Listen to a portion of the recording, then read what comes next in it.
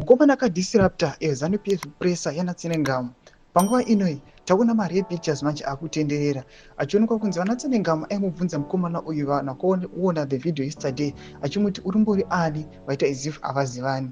But panapa pakutendera mapictures tichiona vakomana aiva vachimobiliza pamutungamiri wenyika yeZimbabwe under ZANU-PF vakapfeka vese maregalia vachiratidza kuti aiwa pane zvavaipemberera kanti vaiva parally we never know kuti chii chaitika. But vakomana ava vanga vari padhuze napadhuze zvaireva kunyatsoratidza kuti vakomana vanozivana. Sanabena mashoko atoona kuti aiwa there is an element of betrayal yakaitika vakomana vaviri ava. Ndoti wasubscribe like on the bell. So muri kuona picha panapa muni yandakudanyura achiti the question was, who are you? You have been sent to disrupt the press, but you will not stop what's coming. Meanwhile, evidence suggests that the two are acquaintances who have traveled together before. Maybe the promise of the gods was made but was not delivered.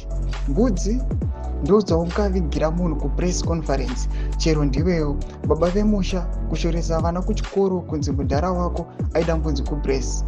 What if Tsenas was making a reverse call trying to make himself more relevant?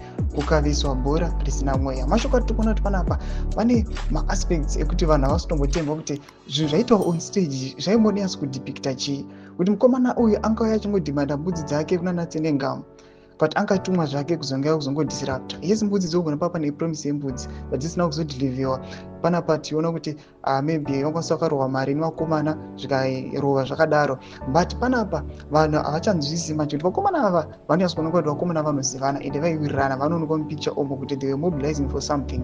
But kana vachinge vozoya on stage vakudisruptana kudai, vanhu vanosara vane kuti maquestions anongosara ari unanswered. Tudze mafunguro enyu moti kudii pamusoro pechitiko ichi? Mira comment section medu, subscribe or like and turn on the bell icon.